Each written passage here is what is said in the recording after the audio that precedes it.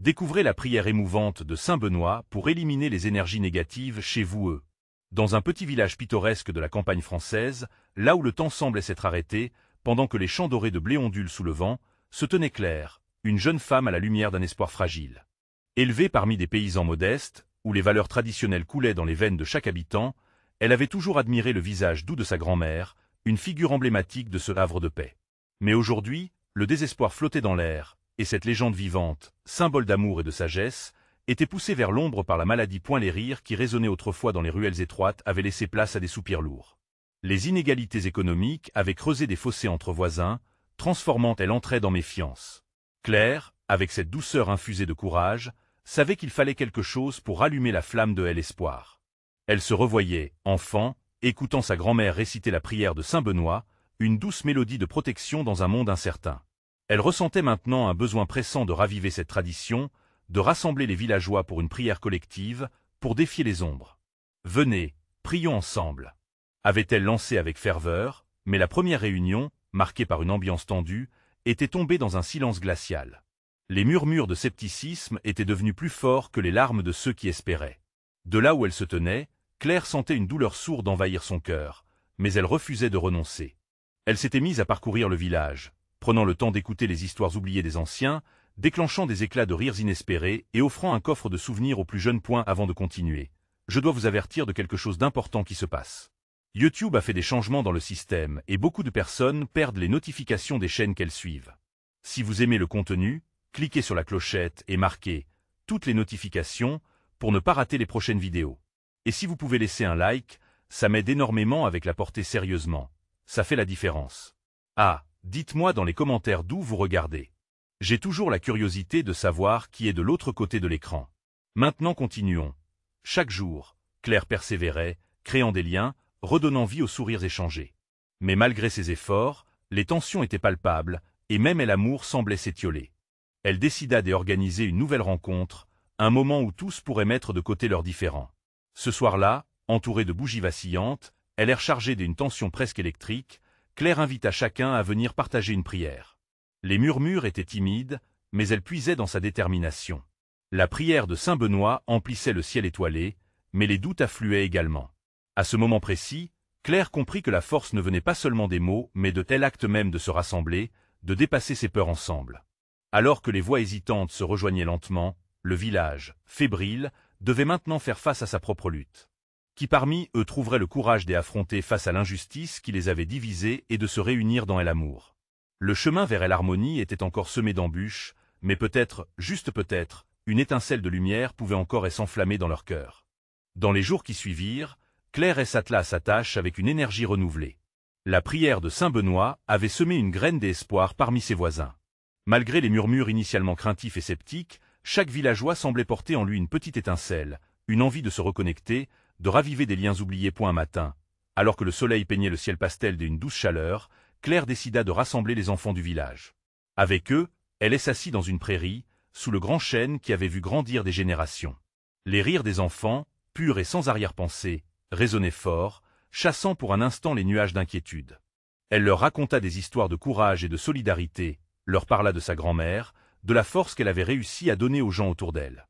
Dans les yeux des enfants brillaient des lumières d'espoir, et Claire savait que pour éclairer le chemin des adultes, il fallait d'abord allumer les cœurs des plus jeunes. En parallèle, la frustration grandissait parmi les villageois eux-mêmes.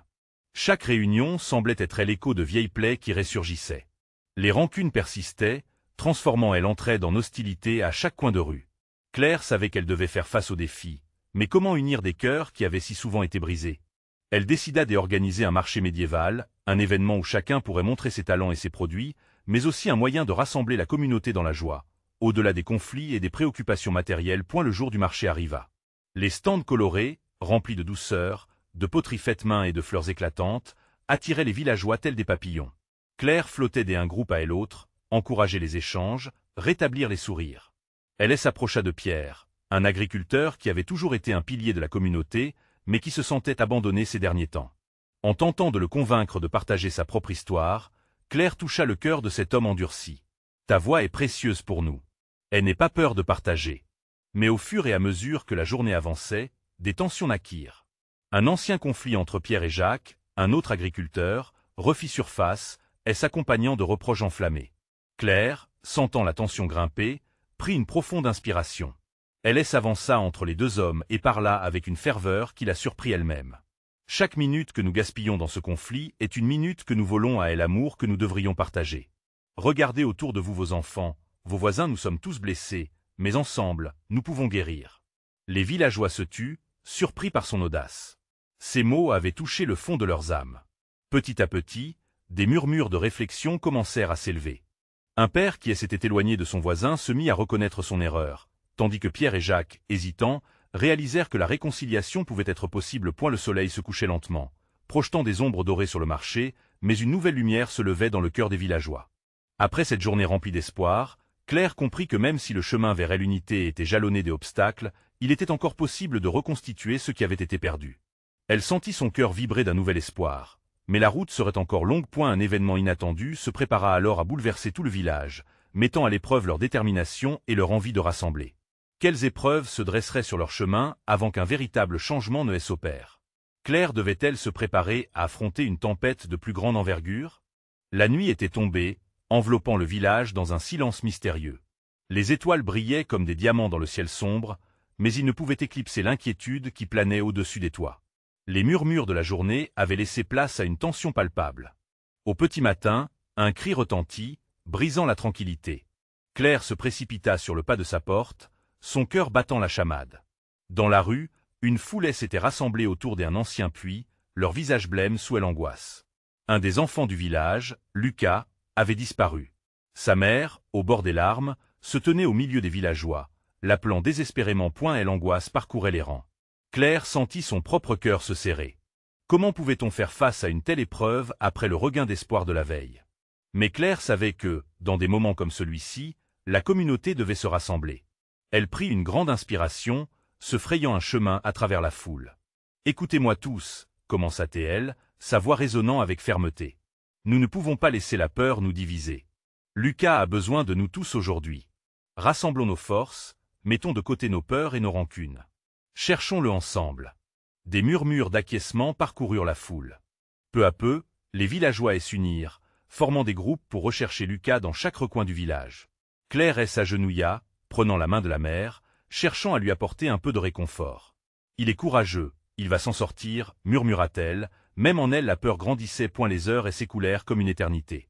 Claire ne cessait de prier, d'invoquer le Saint Benoît pour qu'il guide leurs pas. Les enfants du village, maintenant vigilants, scrutaient chaque buisson, chaque chemin. Enfin, après une longue période d'incertitude, un cri de joie retentit. « Par ici !» appela Sophie, une autre fille du village. Claire et les autres accoururent. À l'ombre d'un vieux chêne, Lucas était là, les jambes prises dans un filet de ronces. Il riait, comme si ce petit jeu avait été une simple aventure. Et l'allégresse qui s'empara du groupe était indescriptible. Un à un, les adultes l'aidèrent à se libérer, sourires et larmes se mêlant sur leurs visages. « Tu nous as fait tant de soucis, Lucas !»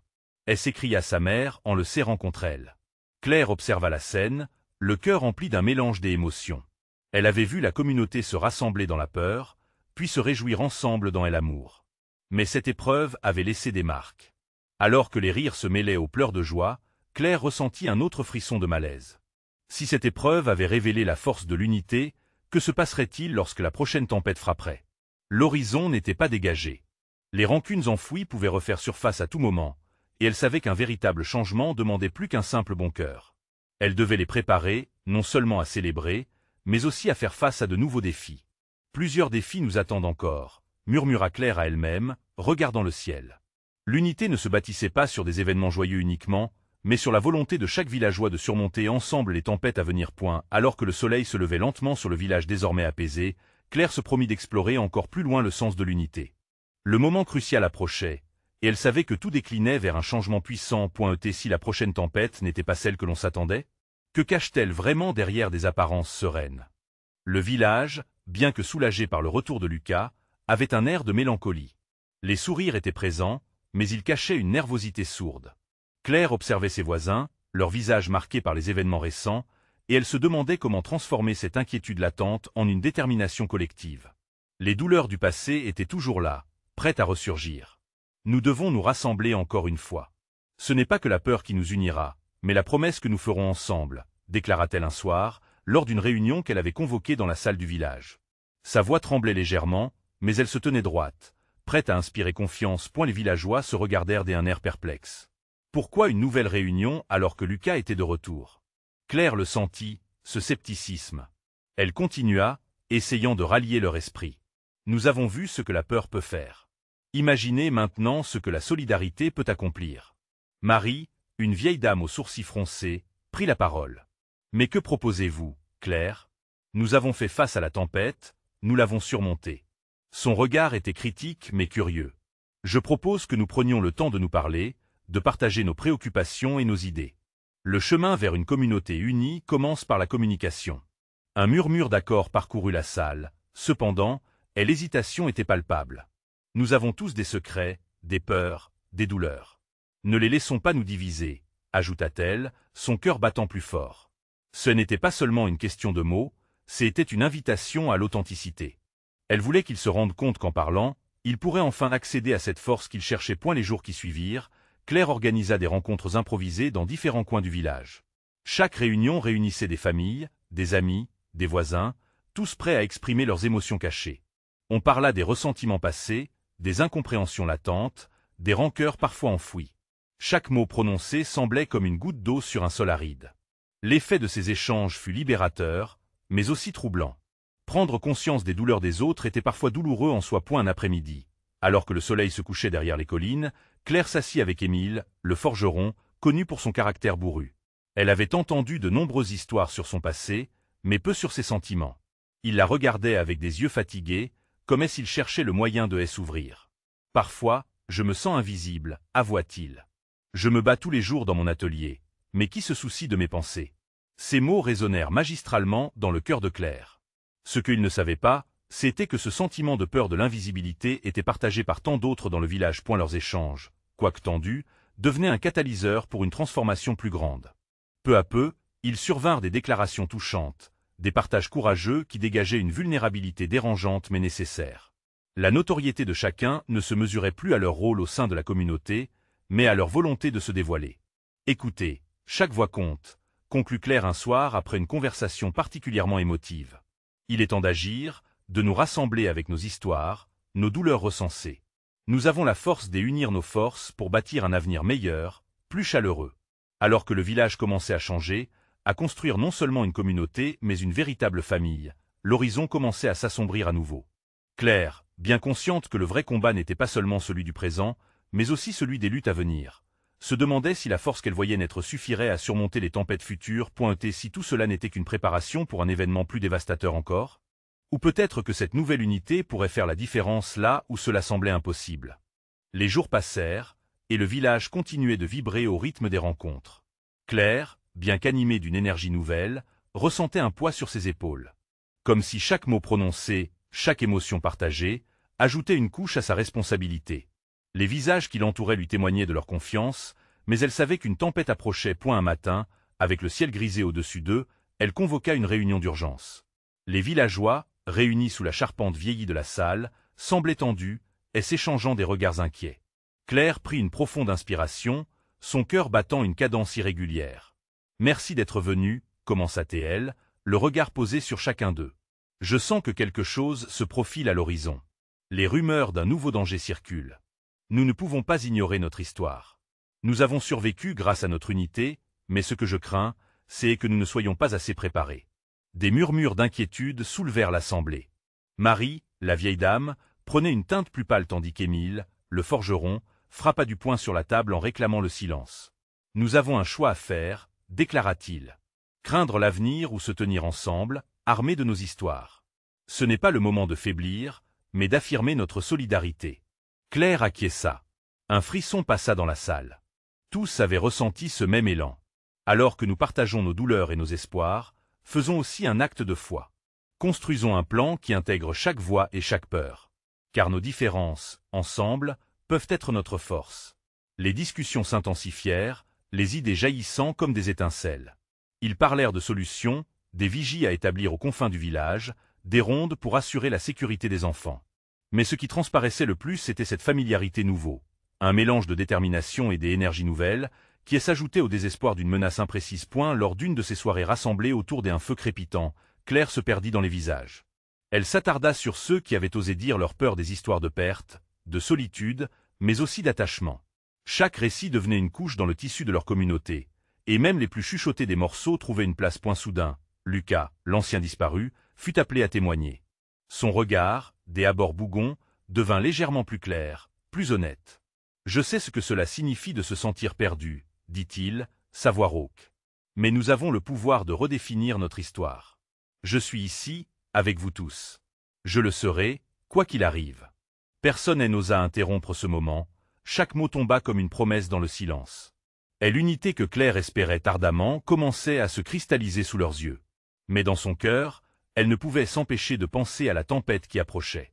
Et cette ombre, troublante, pesait sur les espoirs qu'elle commençait à nourrir. À ce moment précis, une rafale de vent s'engouffra par la porte, suggérant que le monde extérieur ne resterait pas inactif. Quelque chose de plus immense et de plus compliqué se profilait à l'horizon. Quelle réalité allons-nous choisir? Pensa Claire, les yeux fixés vers le ciel assombri. Le combat pour leur sécurité aurait besoin de plus que des mots. Il leur faudrait agir, se rassembler au-delà de l'expression de leur douleur. Elle leva un doigt, prête à appeler à l'action, lorsque, tout à coup, un cri brisé fendit l'air frais. Que se passait-il vraiment dans l'ombre? Qui serait le premier à se lever face à ce nouveau défi? Le cri résonna comme un coup de tonnerre dans la nuit tranquille, fracturant le silence précaire qui régnait sur le village. Les regards se braquèrent, figés entre l'inquiétude et la peur. Claire, le cœur battant, se retourna pour scruter l'origine de ce cri. C'était Julien, un jeune garçon de la communauté, blême et tremblant, la terreur inscrite sur son visage. Il a disparu. Balbutia-t-il, sa voix à peine audible. Mon frère, il n'est pas rentré. Les murmures des inquiétudes se muèrent en un tumulte assourdissant. Les visages, auparavant unis par des promesses de résilience, exprimaient désormais une panique palpable. Claire, la gorge serrée, comprit que la tempête qu'elle avait tant redoutée était enfin là, prête à frapper. « Oh là, calmez-vous !» s'écria Émile, sa voix forte portant au-dessus de la mêlée. « Nous allons le retrouver. Rassemblons nos efforts au lieu de céder à la peur. Chaque minute compte. » Claire acquiesça, emportée par un élan de détermination. « Oui, Émile a raison. Ne perdons pas de temps. Formons des équipes, partons à sa recherche immédiatement. » La salle s'anime dans une frénésie des actions. Les villageois s'impliquèrent, des pères appelant leurs fils, des mères rejoignant les autres femmes pour rassembler des lampes et des couvertures. Claire observait, le cœur compris entre elle et froid pour cette famille et l'urgence du moment. Elle rassembla autant de courage que possible, sachant qu'il n'était pas seulement à la recherche d'un enfant, mais en quête de tel espoir qui les unissait. Dans la confusion, Lucas s'approcha de Claire, son visage marqué par la gravité. « Nous devons établir un plan pour cette recherche, » murmura-t-il, le regard perçant. « Une approche ordonnée nous permettra de couvrir plus de terrain. »« Tu as raison, » acquiesça-t-elle en réfléchissant rapidement à une stratégie. « Émile, peux-tu organiser une équipe pour fouiller la forêt à l'ouest? Jean et Marie, vous prenez le sentier à L.A. Quant à moi, je vais rester ici avec ceux qui ne peuvent pas marcher. On doit garder en vue la situation des familles. » Les groupes se formèrent rapidement, défilant hors de la salle, illuminés par la lueur vacillante des lampes. Claire sentit le froid de la nuit s'engouffrer, mais il lui semblait que l'unité, ce qu'ils avaient cultivé ensemble, était une source de chaleur. Une fois seule, elle ferma les yeux un instant, se concentrant sur la prière silencieuse pour la sécurité de chacun. Les échos de la détresse de Julien résonnaient encore dans son esprit. « Nous ne laisserons pas l'obscurité nous engloutir », murmura-t-elle à elle-même. Puis elle rouvrit les yeux, prête à faire face à cette épreuve. Chaque seconde était précieuse, chaque geste une promesse de solidarité. Elle se demanda si cette expérience pourrait renforcer leurs liens ou, au contraire, les briser davantage face à la tragédie. À eu cœur de la nuit, dans l'anxiété collective, Claire réalisa que c'était peut-être dans l'adversité que la véritable force d'un village se révélait. La lutte qu'il s'apprêtait à mener serait révélatrice. Mais la forêt, sombre et angoissante, pouvait enfouir bien des secrets qui se cacheraient dans l'ombre, attendant de faire face à leur vaillance retrouvée. La quête pour le frère de Julien ne faisait que commencer. La nuit s'étendait telle une mer noircie, chaque ombre des arbres s'étirant comme des doigts griffus prêts à engloutir quiconque s'approchait. Les premières équipes s'élançaient dans la pénombre, leurs lampes lâchant des éclats de lumière sur des troncs noueux. Claire se tenait immobile, ses mains tremblantes serrant une couverture. Le froid s'insinuait dans ses os, mais la douleur dans son cœur était plus aiguë encore. Elle entendait les murmures des villageois à côté d'elle, des parents, des amis, ou des proches, décidés à faire tout ce qui était en leur pouvoir. La peur inondait l'air, mais en même temps, elle pouvait sentir une force palpable, quelque chose qui unissait chacun, comme des maillons d'une chaîne indestructible. « Tu crois qu'ils vont le retrouver » murmura une voix à ses côtés. C'était Louise, une voisine, le visage inondé de larmes. Claire posa une main réconfortante sur son épaule. « On doit garder espoir, » répondit-elle, bien que le doute s'insinuait dans son esprit. Quelles sont les chances de retrouver un enfant perdu dans cette forêt immense? Alors que ses pensées tourbillonnaient, un bruit soudain fit sursauter tout le monde. « Que est-ce que c'était » demanda un homme en plissant des yeux dans l'obscurité. « Peut-être un animal » chuchota Claire, bien qu'elle elle-même n'en soit pas certaine. Utilisant le peu de courage qui lui restait, elle s'avança vers le groupe. « Écoutez, nous avons besoin de structurer notre recherche. Avec des cris et de la panique, nous ne ferons qu'effrayer Julien davantage. Restons calmes et concentrés. » Les villageois, respirant profondément, acquiescèrent.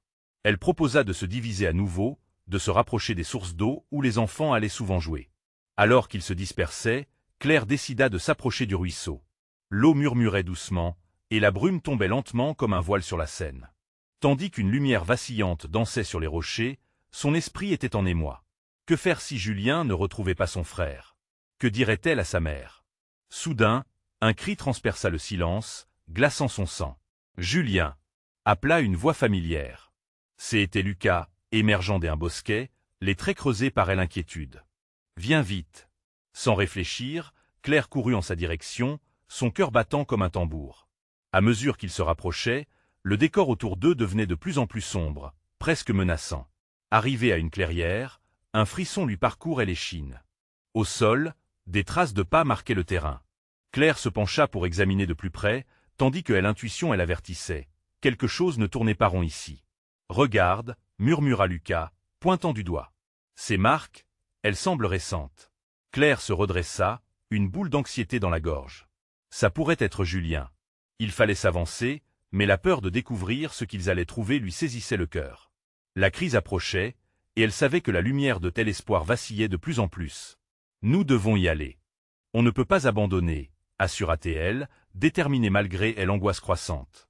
Alors que le vent sifflait au travers des arbres, une question troublante émergea dans son esprit. Que trouverait-il au bout de leur quête? Le frère de Julien était peut-être plus qu'un simple enfant égaré, peut-être un messager de leur propre peur. Mais le plus troublant était sans doute cette sensation croissante qu'il n'était pas seul dans la forêt. Qui ou quoi se terrait dans l'obscurité, attendant son heure pour se dévoiler? Et si ce qui se cachait dans l'ombre n'était pas que leur propre peur? Claire scrutait les traces sur le sol, son cœur battant à un rythme frénétique. L'odeur de l'humidité du sol et le chant discret du ruisseau formaient un contraste terrifiant avec la tension dans l'air. Lucas, à ses côtés, avait les yeux écarquillés. « On dirait effectivement des marques de pas d'enfant, » murmura-t-il, l'accablement visible sur son visage. « On doit suivre les traces, » répondit Claire, sa voix à peine un souffle. La peur et l'espoir se battaient en elle, chaque battement de son cœur lui rappelant que le temps pressait. Les villageois devaient compter sur eux. Elle se redressa, rassemblant son courage. Ils avancèrent prudemment, les pas feutrés dans le sous-bois. Chaque craquement de branche résonnait comme un coup de tonnerre. Claire se tourna vers Lucas, lui offrant un sourire tremblant pour masquer son inquiétude. « Si nous nous unissons, nous pouvons le retrouver. On ne peut pas échouer. » Tout à coup, elle entendit un léger bruit. Cela ressemblait à une sorte de gémissement, comme un appel étouffé. Claire échappa à un soupir tremblant. « Tu as entendu ça » demanda-t-elle, le souffle court. « Oui » répondit Lucas, en plissant les yeux. « Viens, allons voir. » Ils se dirigèrent vers la source du son, chaque pas les rapprochant d'une vérité cachée. Tandis qu'ils pénétraient plus avant dans la forêt, une brume épaisse commença à se former, enveloppant les arbres comme un esprit malveillant. Claire sentit une pression sur sa poitrine, comme si la forêt elle-même testait leur détermination. Et puis, avec une sorte d'hésitation collective, ils arrivèrent à une petite clairière.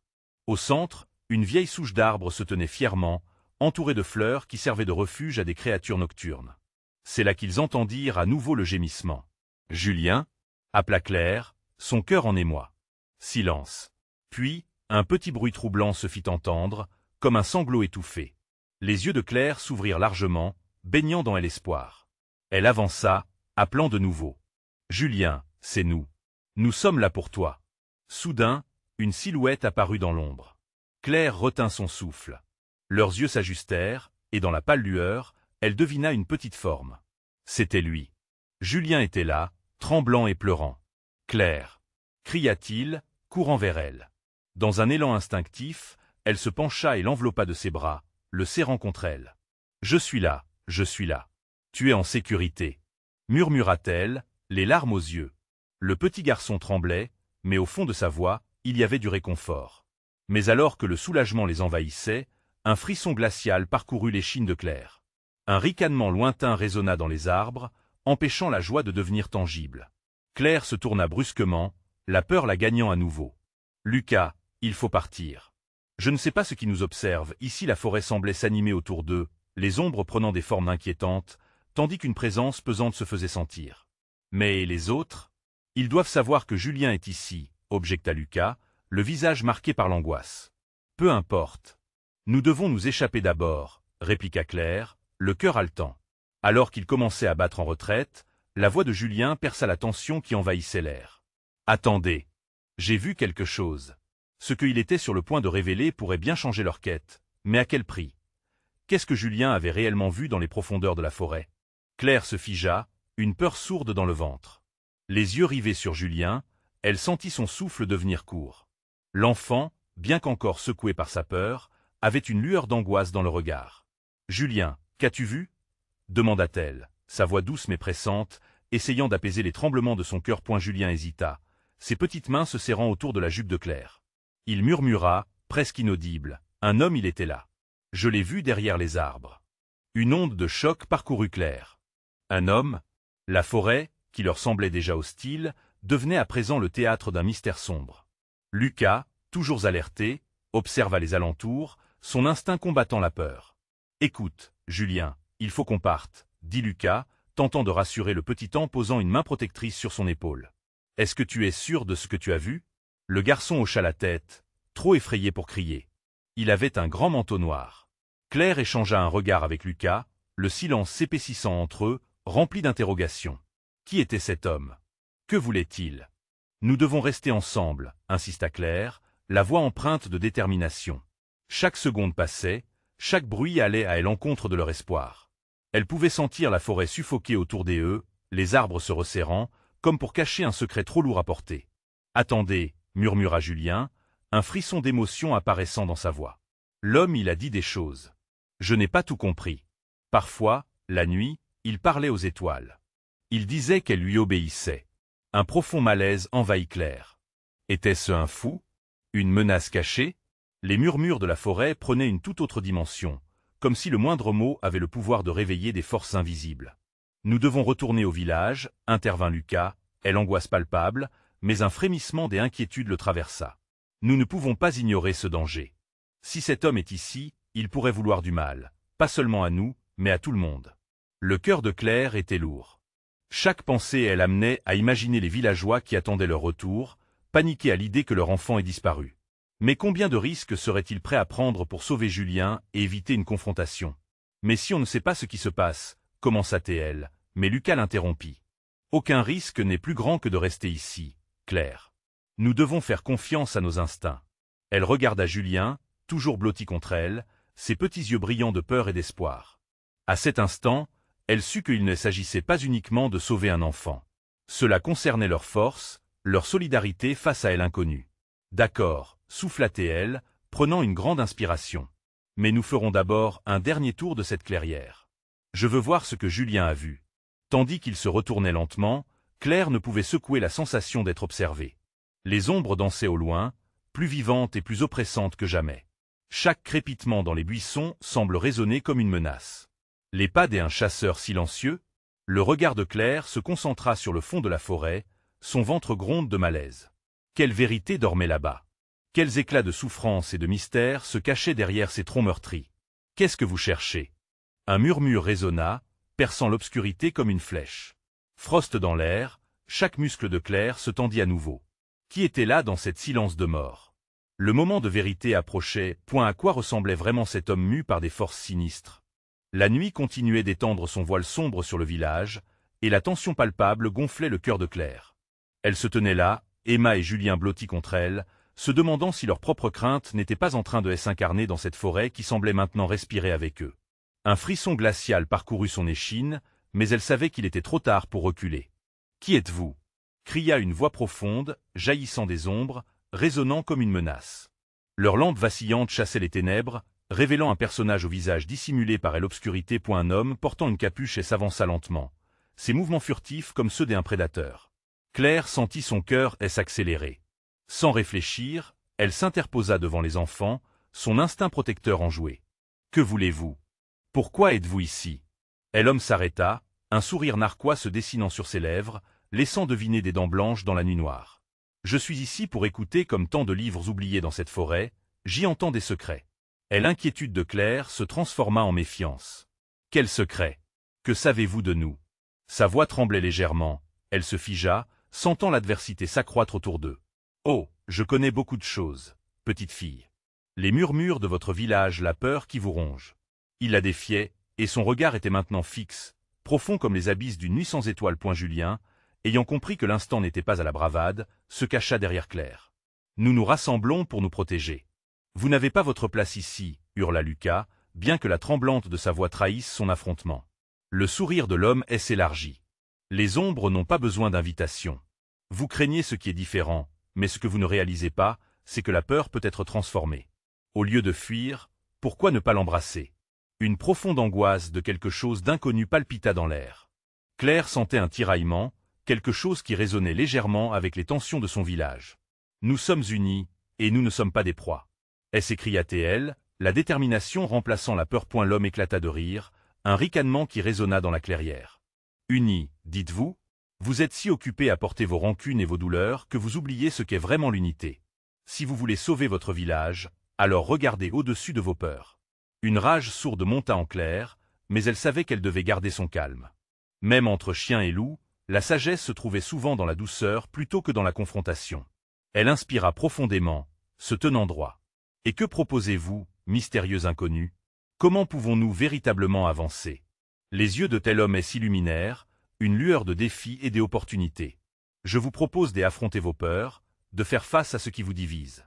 Si vous parvenez à surmonter cela, alors je partirai, ne revenant jamais. » Claire comprenait, maintenant la véritable bataille n'était pas seulement physique.